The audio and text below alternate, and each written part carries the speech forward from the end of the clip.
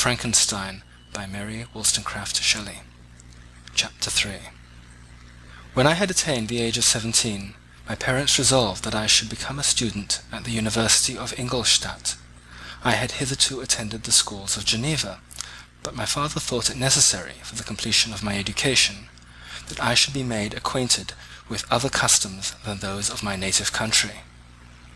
My departure was therefore fixed at an early date, but before the day resolved upon could arrive, the first misfortune of my life occurred, an omen, as it were, of my future misery.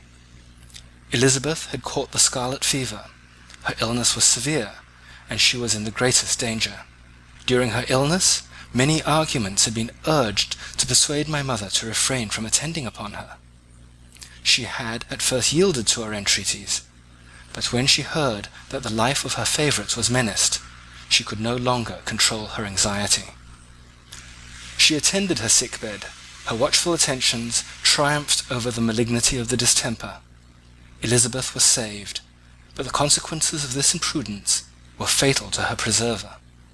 On the third day, my mother sickened. Her fever was accompanied by the most alarming symptoms, and the looks of her medical attendants prognosticated the worst event. On her deathbed, the fortitude and benignity of this best of women did not desert her. She joined the hands of Elizabeth and myself. "My children," she said, "my firmest hopes of future happiness were placed in the prospect of your union. This expectation will now be the consolation of your father. Elizabeth, my love, you must supply my place to my younger children. Alas, I regret that I am taken from you, and, happy and beloved as I have been, is it not hard to quit you all? But these are not thoughts befitting me. I will endeavour to resign myself cheerfully to death, and will indulge a hope of meeting you in another world." She died calmly, and her countenance expressed affection even in death. I need not describe the feelings of those whose dearest ties are rent by that most irreparable evil, the void that presents itself to the soul, and the despair that is exhibited on the countenance. It is so long before the mind can persuade itself that she whom we saw every day, and whose very existence appeared part of our own, can have departed forever, that the brightness of a beloved eye can have been extinguished, and the sound of a voice, so familiar and dear to the ear, can be hushed, never more to be heard. These are the reflections of the first days, but when the lapse of time proves the reality of the evil, then the actual bitterness of grief commences. Yet from whom has not the rude hand rent away some dear connection? And why should I describe a sorrow which all have felt and must feel? The time at length arrives when grief is rather an indulgence than a necessity, and the smile that plays upon the lips, although it may be deemed a sacrilege, is not banished. My mother was dead, but we had still duties we ought to perform. We must continue our course with the rest, and learn to think ourselves fortunate whilst one remains whom the spoiler has not seized. My departure for Ingolstadt, which had been deferred by these events, was now again determined upon. I obtained from my father a respite of some weeks. It appeared to me sacrilege so soon to leave the repose akin to death of the house of mourning, and to rush into the thick of life. I was new to sorrow, but it did not the less alarm me. I was unwilling to quit the sight of those that remained to me, and above all I desired to see my sweet Elizabeth in some degree consoled. She indeed veiled her grief, and strove to act the comforter to us all. She looked steadily on life, and assumed its duties with courage and zeal. She devoted herself to those whom she had been taught to call her uncle and cousins. Never was she so enchanting as at this time, when she recalled the sunshine of her smiles, and spent them upon us. She forgot even her own regret in her endeavours to make us forget. The day of my departure at length arrived. Clerval spent the last evening with us. He had endeavoured to persuade his father to permit him to accompany me and to become my fellow student, but in vain. His father was a narrow-minded trader, and saw idleness and ruin in the aspirations and ambition of his son. Henry deeply felt the misfortune of being debarred from a liberal education. He said little, but when he spoke, I read in his kindling eye and in his animated glance a restrained but firm resolve not to be chained to the miserable details of commerce. We sat late. We could not tear ourselves away from each other, nor persuade ourselves to say the word farewell. It was said, and we retired under the pretence of seeking repose, each fancying the other was deceived. But when at morning's dawn I descended to the carriage which was to convey me away, they were all there. My father again to bless me, Clerval to press my hand once more, my Elizabeth to renew her entreaties that I would write often, and to bestow the last feminine attentions on her playmate and friend. I threw myself into the chaise that was to convey me away, and indulged in the most melancholy reflections. I, who had ever been surrounded by amiable companions, continually engaged in endeavouring to bestow mutual pleasure, I was now alone. In the university whither I was going, I must form my own friends and be my own protector. My life had hitherto been remarkably secluded and domestic, and this had given me invincible repugnance to new countenances. I loved my brothers, Elizabeth and Clerval. These were old familiar faces, but I believed myself totally unfitted for the company of strangers. Such were my reflections as I commenced my journey, but as I proceeded, my spirits and hopes rose. I ardently desired the acquisition of knowledge. I had often, when at home, thought it hard to remain during my youth cooped up in one place, and had longed to enter the world and take my station among other human beings. Now my desires were complied with, and it would indeed have been folly to repent. I had sufficient leisure for these and many other reflections during my journey to Ingolstadt, which was long and fatiguing. At length, the high white steeple of the town met my eyes. I alighted and was conducted to my solitary apartment to spend the evening as I pleased. The next morning I delivered my letters of introduction and paid a visit to some of the principal professors. Chance, or rather the evil influence, the angel of destruction, which asserted omnipotent sway over me from the moment I turned my reluctant steps from my father's door, led me first to Monsieur Krempe, professor of natural philosophy. He was an uncouth man, but deeply imbued in the secrets of his science. He asked me several questions concerning my progress in the different branches of science appertaining to natural philosophy. I replied carelessly, and partly in contempt, mentioned the names of my alchemists as the principal authors I had studied. The professor stared. "Have you," he said, "really spent your time in studying such nonsense?" I replied in the affirmative. "Every minute," continued Monsieur Krempe with warmth, "every instant that you have wasted on those books is utterly and entirely lost. You have burdened your memory with exploded systems and useless names. Good God! In what desert land have you lived, where no one was kind enough to inform you that these fancies which you have so greedily imbibed are 1,000 years old and as musty as they are ancient? I little expected, in this enlightened and scientific age, to find a disciple of Albertus Magnus and Paracelsus. My dear sir, you must begin your studies entirely anew." So saying, he stepped aside and wrote down a list of several books treating of natural philosophy which he desired me to procure, and dismissed me after mentioning that in the beginning of the following week he intended to commence a course of lectures upon natural philosophy in its general relations, and that Monsieur Waldman, a fellow professor, would lecture upon chemistry the alternate days he omitted. I returned home not disappointed, for I have said that I had long considered those authors useless whom the professor reprobated, but I returned not at all the more inclined to recur to these studies in any shape. Monsieur Krempe was a little squat man with a gruff voice and a repulsive countenance. The teacher, therefore, did not prepossess me in favour of his pursuits. In rather a too philosophical and connected strain, perhaps, I have given an account of the conclusions I had come to concerning them in my early years. As a child, I had not been content with the results promised by the modern professors of natural science. With a confusion of ideas only to be accounted for by my extreme youth and my want of a guide on such matters, I had retrod the steps of knowledge along the paths of time, and exchanged the discoveries of recent inquirers for the dreams of forgotten alchemists.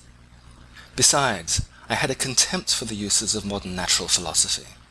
It was very different when the masters of the science sought immortality and power. Such views, although futile, were grand. But now the scene was changed. The ambition of the inquirer seemed to limit itself to the annihilation of those visions on which my interest in the science was chiefly founded. I was required to exchange chimeras of boundless grandeur for realities of little worth. Such were my reflections during the first 2 or 3 days of my residence at Ingolstadt, which were chiefly spent in becoming acquainted with the localities and the principal residents in my new abode.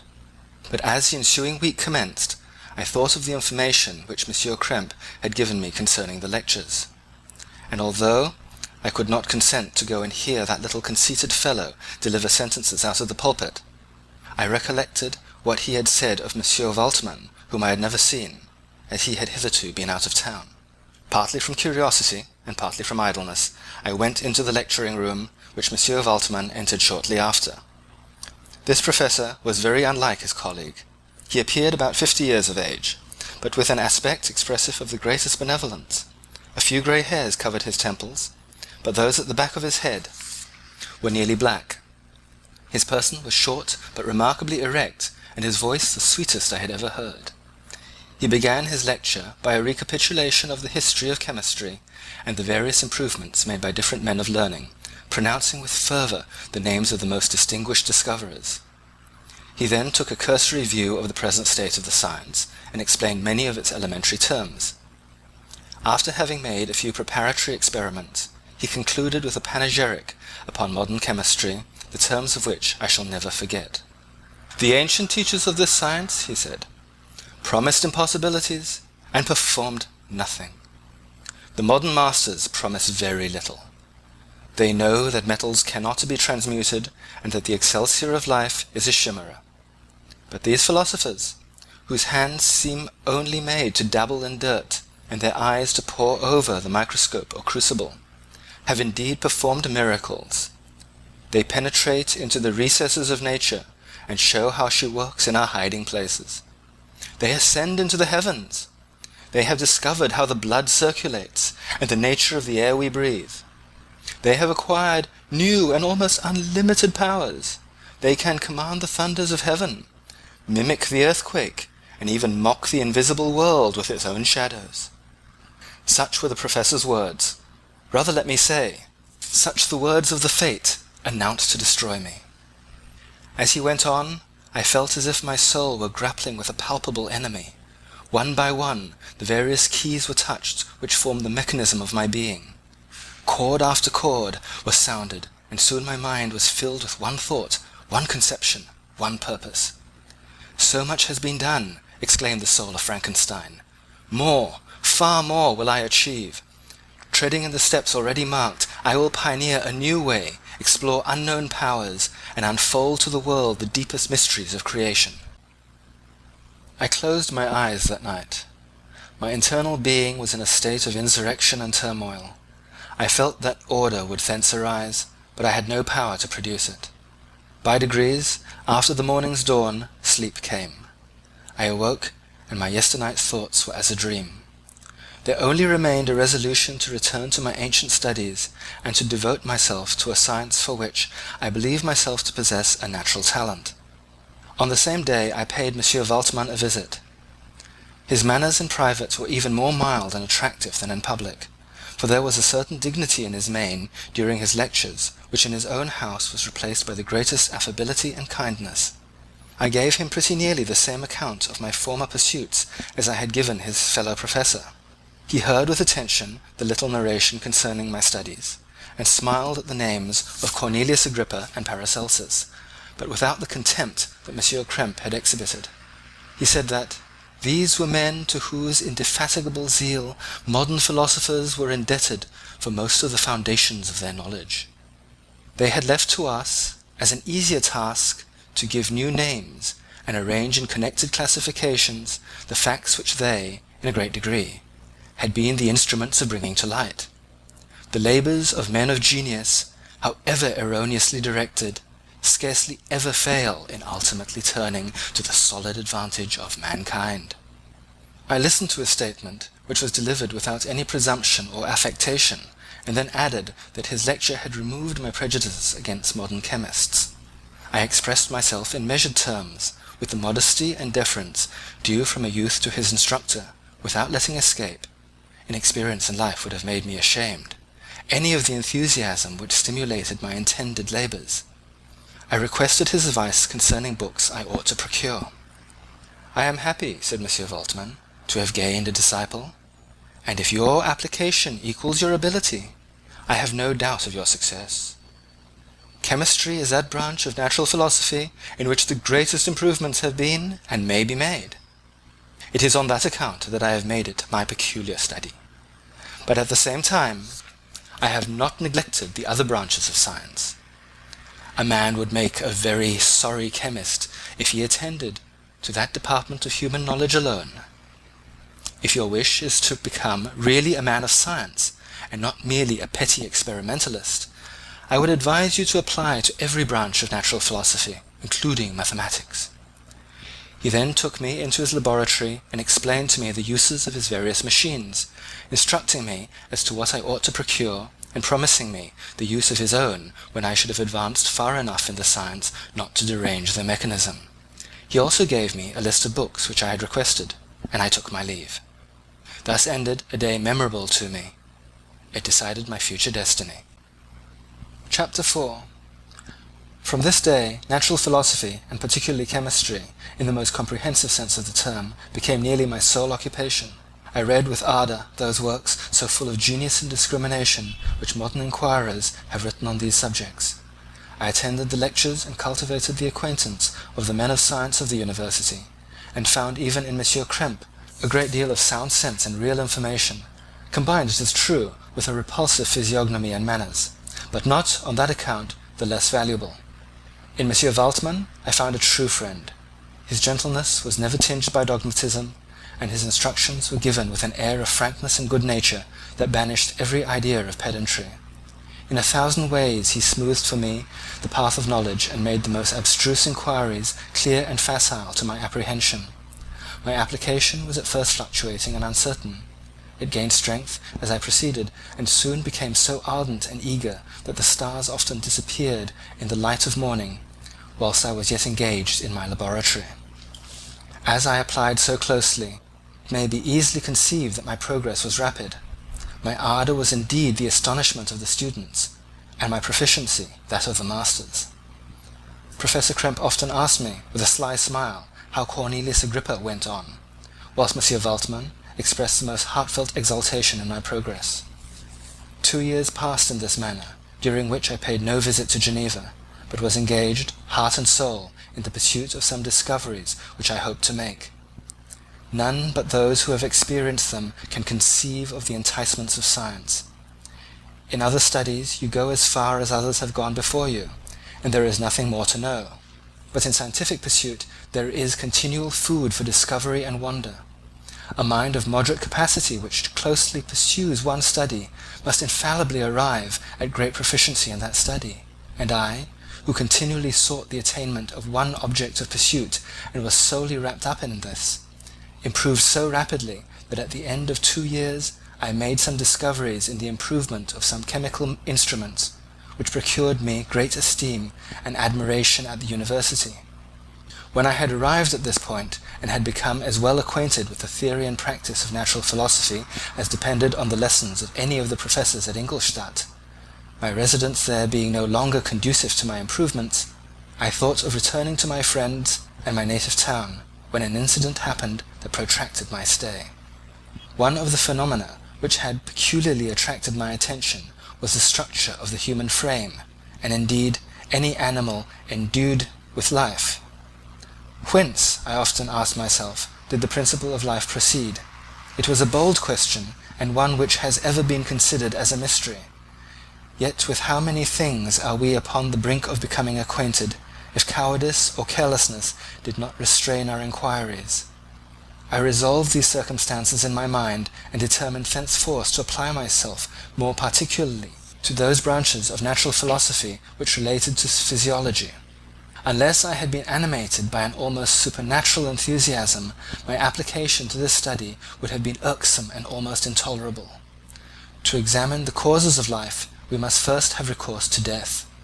I became acquainted with the science of anatomy, but this was not sufficient. I must also observe the natural decay and corruption of the human body. In my education, my father had taken the greatest precautions that my mind should be impressed with no supernatural horrors. I do not even remember to have trembled at a tale of superstition, or to have feared the apparition of a spirit. Darkness had no effect upon my fancy, and a churchyard was to me merely the receptacle of bodies deprived of life, which, from being the seat of beauty and strength, had become food for the worm. Now I was led to examine the cause and the progress of this decay, and forced to spend days and nights in vaults and charnel houses. My attention was fixed upon every object the most insupportable to the delicacy of human feelings. I saw how the fine form of man was degraded and wasted. I beheld the corruption of death succeed to the blooming cheek of life. I saw how the worm inherited the wonders of the eye and the brain.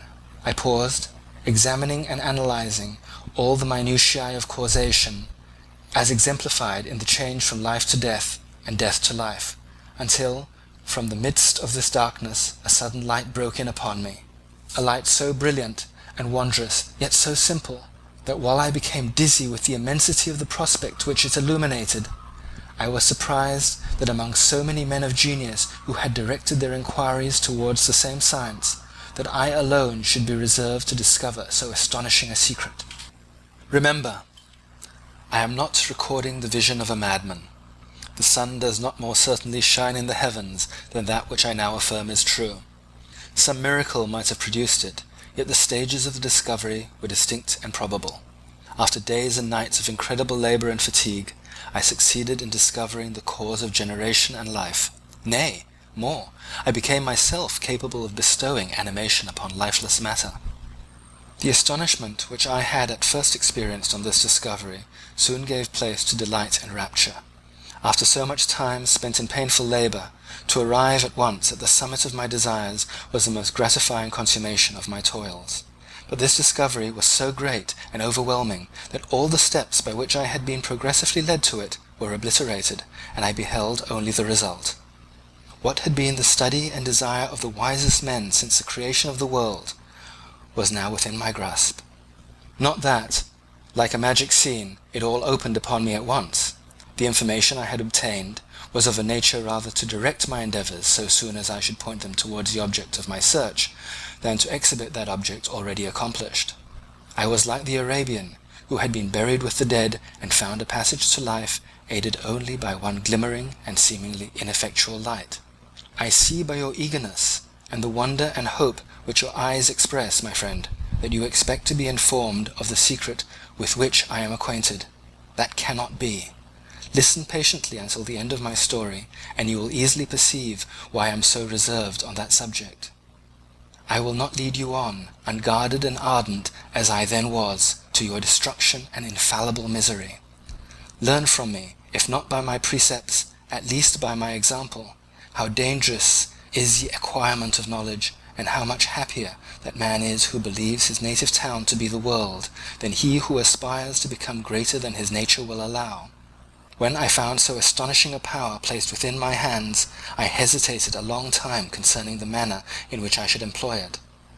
Although I possessed the capacity of bestowing life, yet to prepare a frame for the reception of it, with all its intricacies of fibres, muscles, and veins, still remained a work of inconceivable difficulty and labour. I doubted at first whether I should attempt the creation of a being like myself, or one of simpler organization. But my imagination was too much exalted by my first success to permit me to doubt of my ability to give life to an animal as complex and wonderful as man. The materials at present within my command hardly appeared adequate to so arduous an undertaking, but I doubted not that I should ultimately succeed. I prepared myself for a multitude of reverses. My operations might be incessantly baffled, and at last my work be imperfect. Yet when I considered the improvement which every day takes place in science and mechanics, I was encouraged to hope my present attempts would at least lay the foundations of future success. Nor could I consider the magnitude and complexity of my plan as any argument of its impracticability. It was with these feelings that I began the creation of a human being. As the minuteness of the parts formed a great hindrance to my speed, I resolved, contrary to my first intention, to make a being of gigantic stature, that is to say, about 8 feet in height, and proportionally large. After having formed this determination, and having spent some months in successfully collecting and arranging my materials, I began. No one can conceive the variety of feelings which bore me onwards. Like a hurricane in the first enthusiasm of success, life and death appeared to me ideal bounds which I should break through and pour a torrent of light into our dark world. A new species would bless me as its creator and source. Many happy and excellent natures would owe their being to me. No father could claim the gratitude of his child so completely as I should deserve theirs.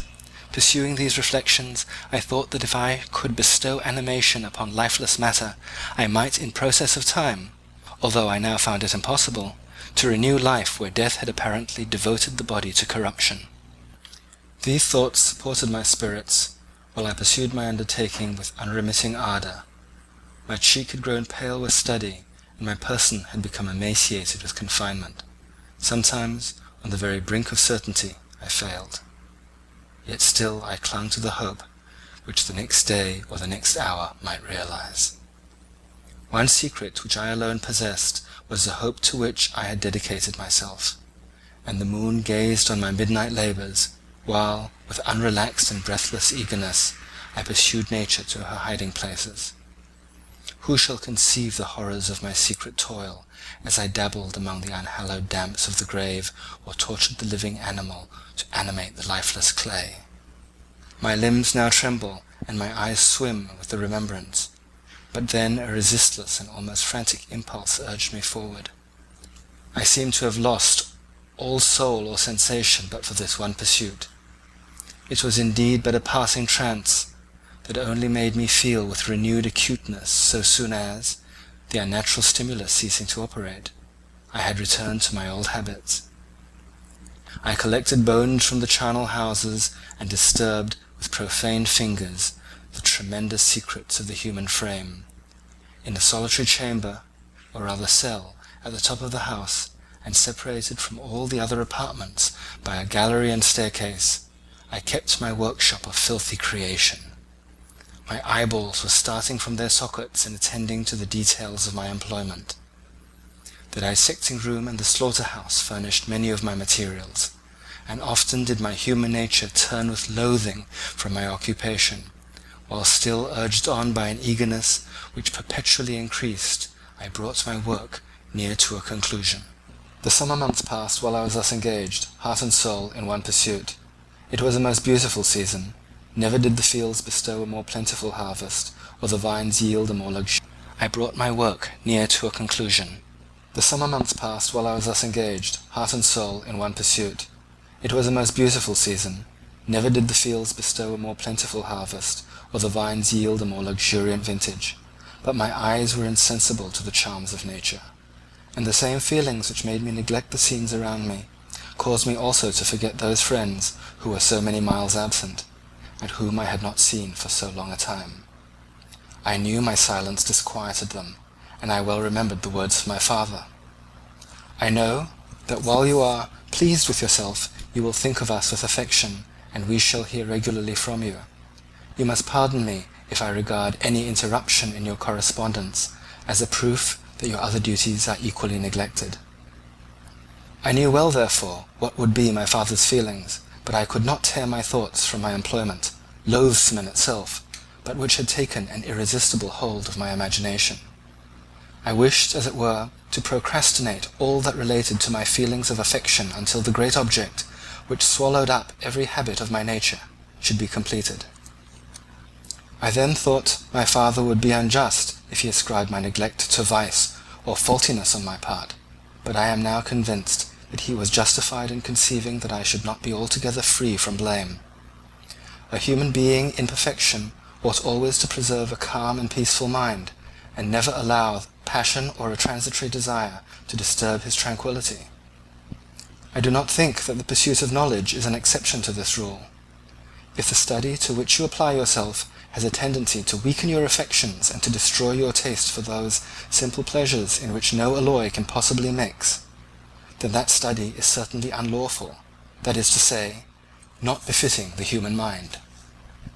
If this rule were always observed, if no man allowed any pursuit whatsoever to interfere with the tranquillity of his domestic affections, Greece had not been enslaved, Caesar would have spared his country, America would have been discovered more gradually, and the empires of Mexico and Peru had not been destroyed.